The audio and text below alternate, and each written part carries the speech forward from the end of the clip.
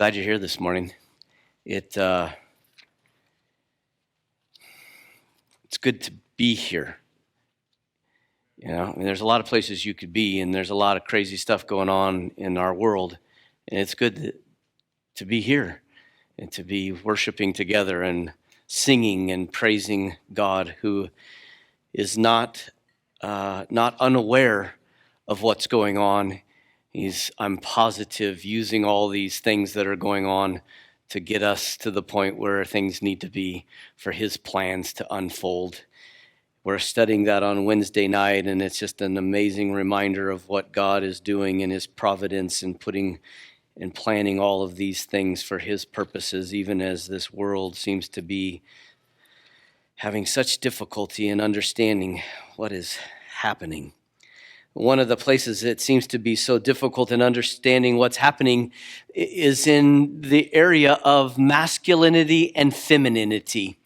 I was in a long conversation just yesterday with a grandmother needing help, talking to her 13-year-old who now thinks she's a boy. And I'm just, how did we get here? So quickly, within just a short period of time, having such difficulty even in this particular area, as if we can decide God's plan for masculinity and femininity, as if we could determine what husbands and wives should be like, as if we could determine what gender should be, as if we, the creation, should be able to declare to God the way he should have intended things to happen. And as I thought about it, I think all we can do is keep helping young people and children and adults to realize that God is the creator. He is the maker. He is the one who has created us like we are, and he has a wonderful plan for our lives. We started talking about what this gender roles were supposed to look like as God intended them to be early in the book of Genesis. And we looked a little bit, and we'll continue the idea of what masculinity was to look like and also what femininity was to look like. And I've decided to look at it in mature, godly femininity when things are ideal. In ideal circumstances. That's Proverbs 31.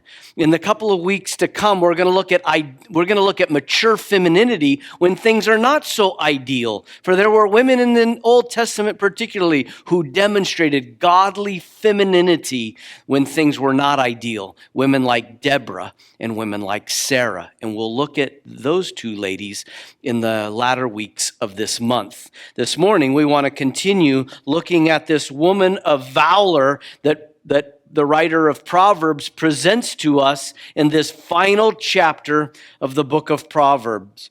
Let's read it together, and then we'll get to where we left off last week, and then we'll move forward in a few verses this morning. We will not finish the chapter this morning. You'll have to come back and allow us to finish this chapter with you in the coming weeks. The writer begins this way: an excellent wife, which I think is such a misinterpretation of the Hebrew text. The word here is valor, a woman of great valor and strength. If we remember from last week, that word was most often translated with the word army, the word military presence that was translated as when David would describe, in the Old Testament, described David's mighty men of valor. This is the word that was used. It's a male noun that now the writer is prescribing to this woman of valor. Who can find her? She's unfindable. She is more precious than jewels. The heart of her husband trusts her. He will have no lack of gain. She does him good and not harm all the days of her life. She seeks wool and flax and works willingly with her hands. She is like the ships of a merchant bringing her food from afar. She rises while it is yet night and provides food for her household and portions for her handmaidens. She considers a field and buys it. With the fruit of her hands, she plants a vineyard. She dresses herself with strength and makes her arms strong. She perceives that her merchandise is profitable. Her lamp does not go out at night. She puts her hand to the distaff, and her hands hold the spindle.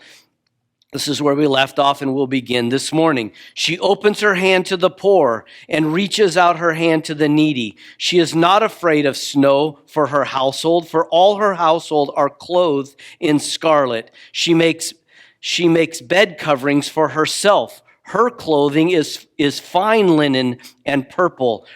Her husband is known in the gates when he sits among the elders of the land. She makes linen garments and sells them. She delivers sashes to the merchant. Strength and dignity are her clothing, and she laughs at the time to come. She opens her mouth with wisdom, and the teaching of kindness is on her tongue. If you remember from our study last week, the writer of this text makes this an acrostic.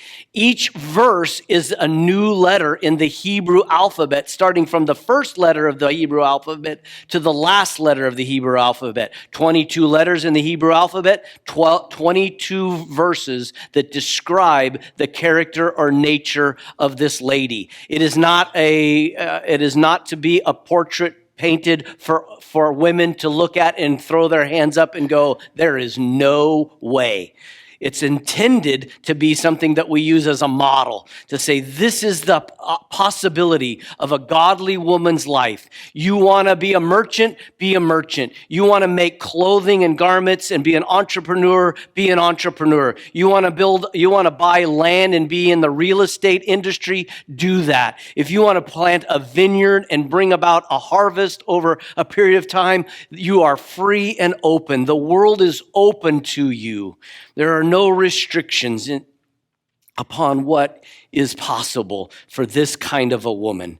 Last week, we looked at just a brief outline of this portrait that is painted for us in the reality that she was a pursuer of resources. She was balanced in her priorities. She was tenacious in her vision. She had vision for things, and we'll see that her vision with great patience allows her to enjoy all of the fruit of her labor. Because a vision doesn't happen overnight, ladies. The changes that you're wanting, the things you're wanting to see in your life, of your own life, in the life of your family, in the life of your relationships, in the life of maybe your husband and wife relationship, those things don't happen overnight. For that vineyard to have been planted and to have brought forth a crop would take years. We'll see in our next time that there's some results of her children. That's taken a lifetime in order for her to enjoy the results of her vision for her family. She had this core strength about her that we looked at last week. This morning we're going to notice some other character qualities about her. The writer says this: she opens her hand. Her care for those who are in need, her care for those who are in want and in a impoverished situation. She's personally involved. She doesn't write a check. She might write a check, but she's also willing to be personally involved in the care of those who are in need. She opens her own hand to the poor. She reaches out her own hand to the needy.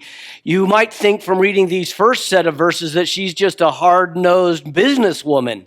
That's not the case.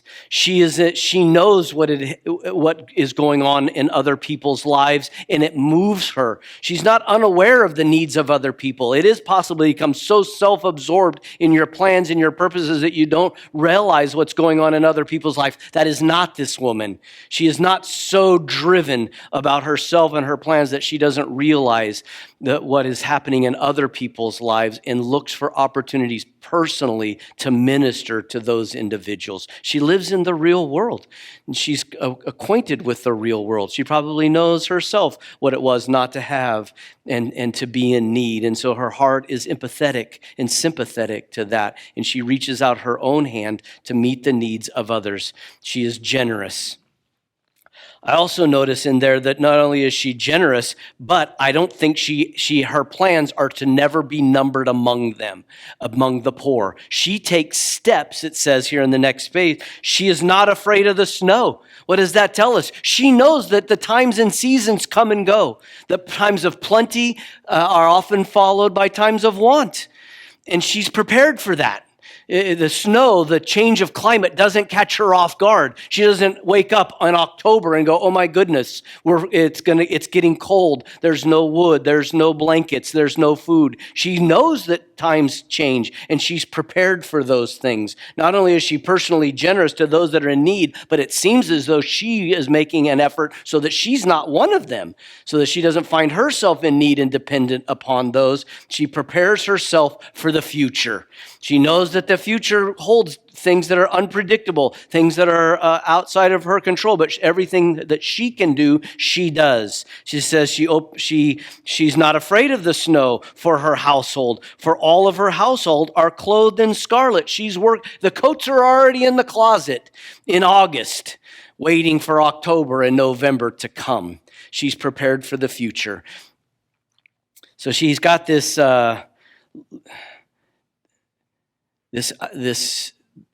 she's not surrounded by this bubble of just self-awareness. She's aware of other people's needs and the fact that things change, and she needs to be prepared for those things that are changing. He says, then she makes bed coverings for herself, and her clothing is fine linen and purple. What I see from that is this woman is not a martyr. She is not feeding everybody and starving. She's not clothing everybody and then finds herself in rags. She's not making blankets so everyone else stays warm and then freezes through the night. It says that she makes bed coverings for herself.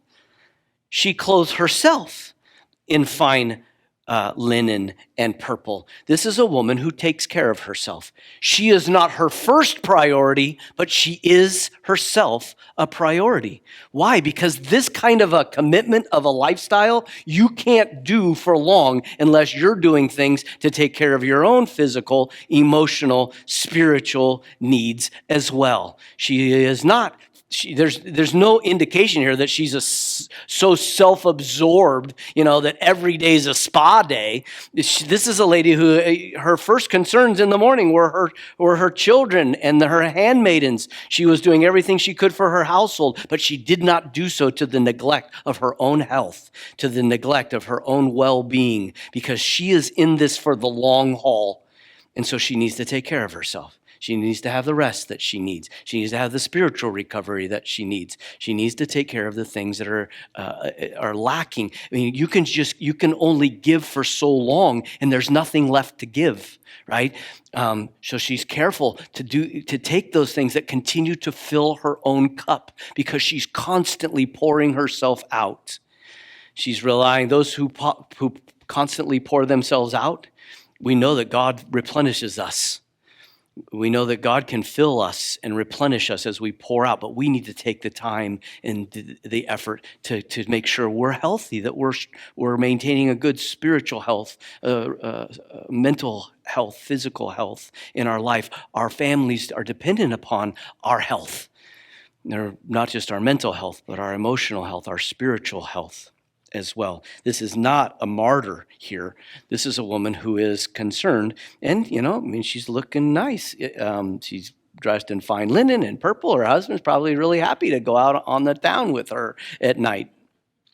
And then what's interesting is the next phrase talks about him. Her husband is known in the gates. That is an indication that the area of the gates, and you'll see this through the Old Testament, had meant that this individual, this man, was able to be in a position of community leadership. He was at the gates. That's where they judged affairs, things going on amongst the community. It'd be like the city hall, the city council would get together and they would be at the gates.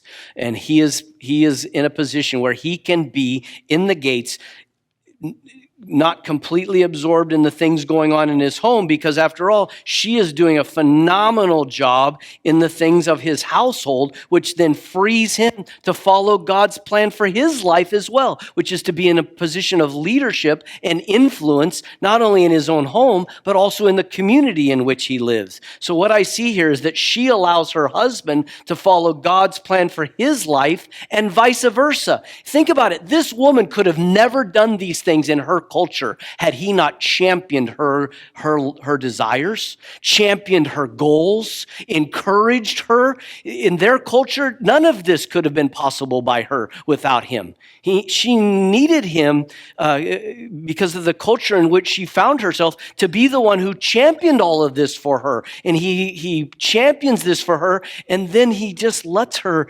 use all of her gifts and her talents and her wisdom and her intelligence in order to make her household flourish. What does that allow him to do? That allows him then to follow God's plans for his life, one of which must have been to be involved in the leadership of his community.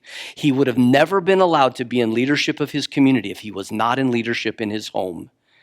She is not the leader of the home, but she is doing all in her home in order to allow him the privilege of doing those things. And he, amongst the community, would have not been allowed that role, that position of authority, had they not seen the consistency in his home. So they are working together. They are complementing one another. And his championing her, she's championing him. And they are in this wonderful interdependent. They are such strong people. They don't need each other. They want each other. They want to be interdependent. She's brilliant. Quite frankly, she probably doesn't need him, but she wants him. She wants to enter into that relationship with him, and vice versa. And so they make this unbelievable team because the two of them are corded together with God himself and making an unbreakable rope, an unbreakable cord, because of their harmonious relationship with one another. She can follow her dreams that God has laid on her heart with his blessings, and he can follow the dreams that God has put on his heart with her blessings. And they are allowing each other to be all that God had called them to be. Individually, they're being able to do that together as a husband and wife relationship. She allows her husband to follow God's path for his life. And you look at this and you know the culture of the Old Testament in this time period, it's vice versa. He's allowed her to fulfill all these dreams and do all of these things that God has gifted her to do and to be about. Her husband. Verse 24 and 25, she makes linen garments. Now you remember back at the very beginning, she bought wool and flax. That was the raw material. And then she worked that raw material into usable material and was willing to go all over the place like an international merchant to not only get that, but to bring home what her household needed. She put her own hands, if you remember back in verse 19, she put her own hands to the labor of changing that raw material into that which could then produce a product. The product that she produces are linen garments. So she's got this vision, and she's willing to just work it and work it and work it and work it. And it finally, I would think it would take, I've been on the Navajo reservation and watched ladies take wool from the sheep, dye it with natural dyes, and begin to weave it into Navajo blankets. They're worth hundreds and thousands of dollars. It takes them months and months to weave a blanket. This woman is in this for the long haul. She knows that it's hard work. She needs to do this step and then this step and then this step. And I think what's happening from verse 24 and following, we're getting a glimpse of all the fruit of all that hard labor. Going and buying that wool, getting that flax, spinning that wool, getting it prepared, putting it on a loom, running it through the loom, and then cutting it into garments, sewing those garments. She's gone through all of that, and now she's seeing the fruit of her labor. Part of the fruit of her labor is her husband. I mean, she's done a great job in getting him, right behind every great man is a great woman, and vice versa.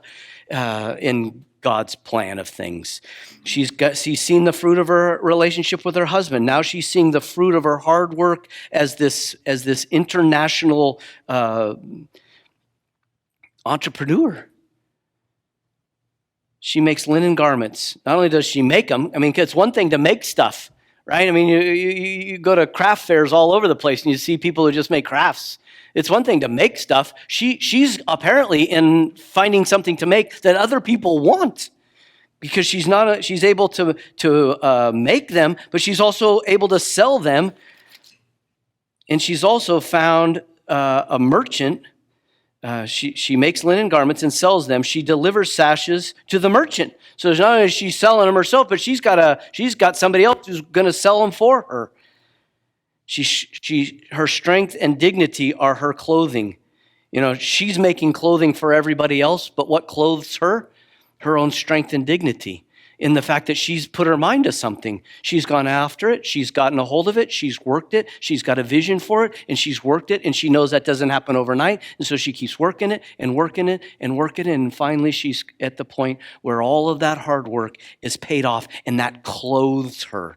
It clothes her with the reality that, man, I can accomplish these things that I've set my heart to. I can accomplish these things that God has allowed me to do. Strength and dignity are her clothing, and she laughs at the time to come.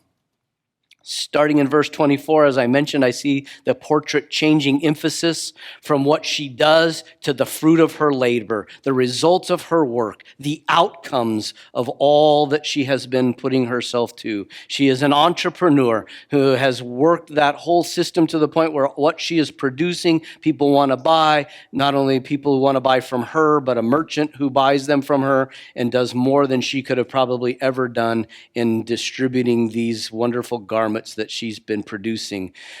I think one of the things that probably separates her, because as we get into the next time we look at this, one of the things that the writer will say is that many women do excellent, but she excels, she exceeds them all. I think this is probably one of the areas where she will separate herself from many people. Women is the text, but from humanity, humans, and women in particular, because that's our text. She will separate herself from other women. And I think it's in this area. She laughs at things that come. She is fearless. One of the things that I think keeps us from pursuing God's purposes and plans and trusting Him is we don't always have the answer to the outcome. What's gonna happen? And so we are reluctant to pursue those kinds of things because there's always that fear of failure. There's always that fear of, losing what little you have. I mean, there's fear wrapped up in that. And for this woman, she would be considered somebody, I think, who is fearless. This isn't the only time the Bible talks to women about this sinister thing of fear and how it becomes, it can grip our hearts, men and women alike. But in this text, women, the fear can grip our hearts and cause us to not be able to trust the Lord because we can't see the results and what it's going to look like, and we don't have all the answers. And there's that worry, that sinister worry about what is it that could actually happen, and then our minds get to playing, and we always then think of the worst possible scenario. Well, Peter will write about this exact thing to ladies in the book of 1 Peter. And he'll even talk about it as something that the women of old used to clothe themselves in. For this is how the women, holy women who hoped in the Lord, used to adorn themselves. She adorns herself with strength. The women of the Old Testament adorned themselves with strength. Their inner value, their inner worth was of greater value than their outer work. The women of old used to, and he's speaking specifically of Sarah, and how she would clothe herself in the verses that he had described earlier. And they were willing to submit to their own husbands as Sarah obeyed Abraham. Let me stop you there for just a second. I think this is why Peter in the next verses will say, men, live with your wives in an understanding way. Because if she follows God's plan, There's going to be fear in her heart, and she's going to put herself in a vulnerable position. And so you need to understand the vulnerable position she puts herself in, and never do anything that causes anxiety in the putting her in a vulnerable position. If you put her in a vulnerable position and you take advantage of it, she won't put herself in a vulnerable position anymore, and she will resist the whole thing that God's trying to help her work on, and that is to be submissive. The Bible talks to women throughout the New Testament about her need to be submissive. Well, if she is submissive, she puts herself in a vulnerable spot, just like Sarah did. We'll talk about this in 2 weeks. Sarah put herself in an extremely vulnerable position, and good old knucklehead Abraham took advantage of it. God had to intervene on Sarah's behalf, because Abraham didn't live with his wife in an understanding way. He didn't understand how foolish it was to think of himself first and what that would do to her. And it caused, I think, long-term problems in their relationship. You haven't studied it. They're not even living together at the end of their lives. I don't think he lived with her in a very understanding way, because she submitted herself. She obeyed, calling him Lord. And what did she have to overcome? You have to overcome the fear of everything that's frightening. That's what women have to overcome to be submissive. They have to overcome the fear of everything that's frightening. What if he doesn't? What if he does? What if it doesn't work out? What if it does? All of those, the fear of what is the frightening fear? That's the fear that's frightening. It's the fear of the unknown. She didn't know what was going to happen when she submitted to Abraham on several occasions. She had no idea. She had to overcome that. She had to overcome that by overcoming her fear and her ultimate trust, not in Abraham. Her ultimate trust was in the Lord. And as long as she could have as her ultimate trust in the Lord, she could realize that God, if her husband didn't come through, that the Lord would never fail her. Now, God dealt with Abraham in his own way, and God deals with us as men in his own way to help us come to the reality of these things. But what this woman had is she was fearless. And men, we can help our ladies, both married and unmarried, with that insecurity of fearfulness, and not do things that cause anxiety in that area of their life. She is fearless, and I think part of that fearlessness is in her relationship with her husband. You did what? You bought a vineyard? What? And I don't think they have that kind of, she's bold in her behavior. She's bold in her actions. How is that possible? I think they have this wonderful, harmonious relationship between the two of them. And then she has tamed the beast. And you're like, well, what is the beast? She opens her mouth with wisdom, and the teaching of kindness is on her tongue. This is the first part. I mean, we're from 10 to 26. We're into this more than halfway, and nothing has been said about her conversation, about her great, she's a good talker, she's able to carry on a great conversation. She argues really well. She could have been a lawyer, none of that. This is the first mention of her mouth. And what is apparent here is that she has been careful. She's a woman who is careful about the things she says. She has tamed the beast. You say, what is this beast? Well, James tells us about this beast. He says, for we all stumble in many ways, but if anyone does not stumble in what they say, they are a perfect man, able also to bridle the whole body. And the tongue is a fire, a world of unrighteousness. The tongue sets on fire among the members, staining the whole body, setting on fire the entire course of life, and is set on fire by hell. For every kind of beast and bird and reptile and sea creature can be tamed and has been tamed by mankind, but no human being can tame the tongue. It is a restless evil, full of deadly poison.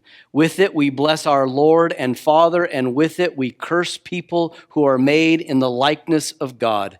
From the same mouth come blessing and cursing. His point is, it's amazing how much goes back to the image of God. The husband and wife relationship goes back to the image of God. The male and female relationship in society goes back to the image of God. Even how we talk to each other goes back to the image of God. Because how is it that you can curse a human and then bless that very human's creator? You can't. Because in cursing the creation, you've cursed the creator. So he says, how can this be? You can't be blessing and cursing at the same time. Brothers, these things ought not to be. Does a spring pour out from the same opening fresh and salt water? How can you have this coming out of one side of your mouth and then this coming out of the other side of your mouth? Can a fig tree, my brothers, bear olives and grapes, and grapevines produce figs? Neither can a salt pond yield fresh water. Jesus will remind us of that, because he'll say, out of the abundance of the what? The mouth speaks, out of the abundance of the heart. So what actually comes out is really what's going on in the heart. And if the heart has salt in it, that's going to be portrayed in your speech. If the heart is bitter, that's going to be portrayed in your speech. This woman has tamed that. She's gotten a control over that. Who is wise, he says, and understanding among you? Apparently this lady is. By her good conduct, she has shown her works in meekness, in the meekness of wisdom. Two words that describe her mouth. The first is that wisdom opens it. Now I know a lot of other things open our mouths, and often wisdom isn't one of them, right? I mean, what opens your mouth? Someone who cuts you off in the freeway, right? Somebody who does something to you, something that's your reaction to something is not, your mouth is not often open. The mechanism of your teeth unclenching and something coming flying out, the mechanism of that is not often wisdom. And then what we do is we end up saying things that we can never take back and regret. But he says this lady, the mechanism, the very thing that opens her mouth, that is controlling what she says, is wisdom. Well, what is mouth controlling wisdom?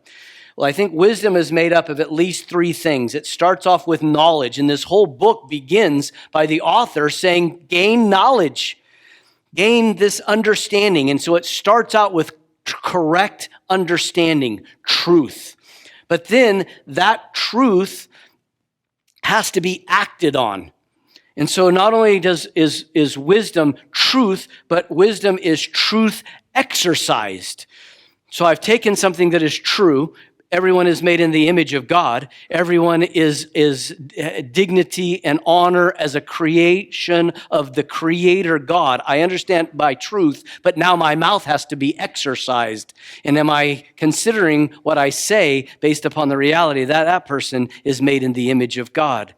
Now, you see, so I have to have truth, and then I have to exercise it. That's acted upon. And there's always consequences to that. Sometimes they're good and sometimes they're not so good. Because sometimes I know it is true, but I don't follow it.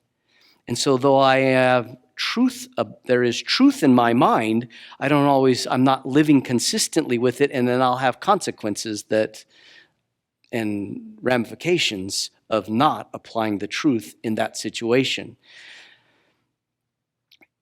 Wisdom is knowledge exercised, and there's going to have to be a self-awareness that I knew what was right and I did it, and here's the result. I knew what was right and I didn't, and here's the result. There's a self-awareness there, right? I mean, I have to, in my own mind, go, this is what God's word says. This is how I behaved. No excuses. This is how I behaved, and here were the consequences. I'm moving towards wisdom. Because then finally what has to happen, you have to add knowledge with experience, and then we have to add change. Because if the outcome continues to be the same, then either my source of wisdom is wrong or my behavior is not consistent with it. Because if I have truth and I live by it, the outcome should be a life that's honoring to God and blessed by Him. I have truth and I don't live it, the outcome is going to be a messed up situation, and that's going to be the consequence. And I'm going to either have to go, I keep getting this messed up situation. I keep getting this messed up situation. I keep getting this messed up situation. Either my truth is wrong or my behavior is wrong. And that, again, is that self-awareness, is what am I basing my behavior on? Culture? What feels right at the moment? What's best for me, regardless of how it affects anyone else? If that's your truth, then your behavior will fall, and you're going to have all these situations are going to get messed up. But at some point, you want to change that, then you either got to change your behavior or what you're basing your truth on, or both. And then when you can do that, and you can have the truth, consistent behavior, you begin living a life of wisdom. And I'll tell you, when you live that kind of life, and I might have put it in my notes, I'm not sure. I did think it, though. When you live that kind of behavior, people actually want to know what you have to say because they know what you say is based on truth. We watch you live it, and then I'll listen to what you have to say and even follow you and use you as an example within my life because I want to follow people who are wise.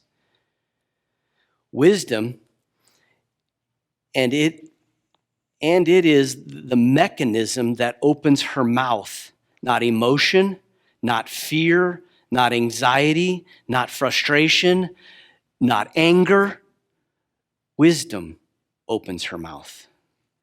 He says the second thing that her mouth is actually governed by, which I think, again, is just not, I don't know the intention behind the translation here. If you look back in your text, and you might want to even make a note of this, it says the teaching of kindness. The word, that teaching kind of misses it. In the original Hebrew text, the word is the Torah. The Torah referred to the first 5 books of the Old Testament, the Pentateuch, the Torah. It's what the Jewish people followed as their guide. It was their boundaries. It gave them direction and guidance. The guidance, the direction, the boundaries of what she says, when she says it, and how she says it is governed by mercy. The Torah of mercy guards her mouth. Because I'll tell you what, there's some things that, people need to hear, but you want to tell them, but maybe how you say it, when you say it, and in the attitude you say it, they're never going to hear you. This woman not only knows what to say, because she's governed by wisdom, but she knows when to say it, how to say it, and the concern isn't her getting the words out. Her concern is what they are able to hear and whether or not they can understand and are in a place to hear what it is she has to say. Otherwise, she's like what the Proverbs wrote back about 10 chapters. It would be better to live on the roof of your house than to have a nagging wife. Right? That's what the proverb says, because her mouth is not governed by wisdom, and she just keeps saying it over and over, and the person is either not in a position to hear, or her voice, her mouth is not being governed by wisdom and kindness, mercy. It's translated kindness in our text. It's sometimes translated loving kindness. What governs her mouth? What people need to, what she wants to say? No. What people just deserve to hear? No. What governs her mouth is her care for the listener, for the person that's going to hear what it is she has to say. And I'll tell you, ladies, if you speak and your mouth is mechanized by wisdom, both men and women will want to hear what you have to say. She opens her mouth with wisdom and the teaching of kindness. The Torah of mercy is on her tongue.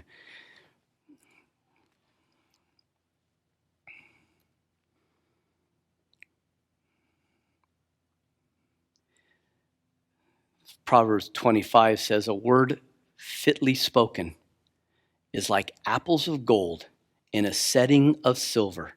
Ladies, is that what your husbands think when you speak? Well, men, is that what your wives think when you speak? What he says is like a golden apple when I hear it. Or is it like, oh my goodness, what he says is like a bitter pill?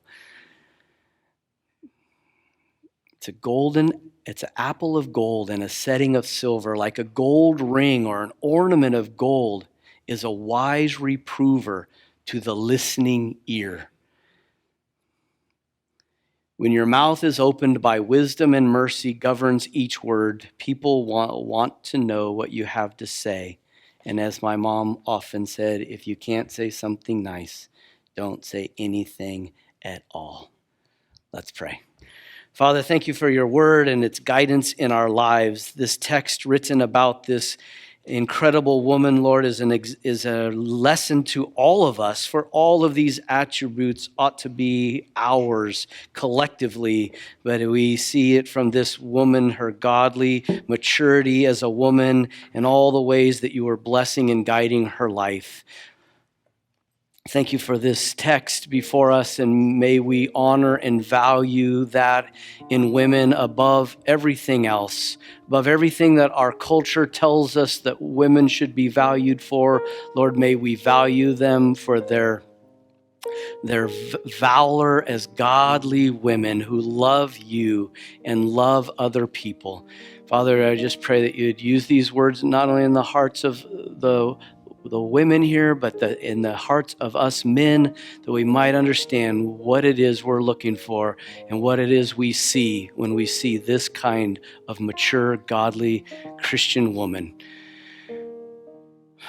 Lord, our world is in great confusion, and we do pray that we, your people, might live lives that are seen as different in this world of confusion, that people might see the answers and the truth that we live by come from you and your word. May it be our guide and our source of all the decisions of our life and the courses of our life.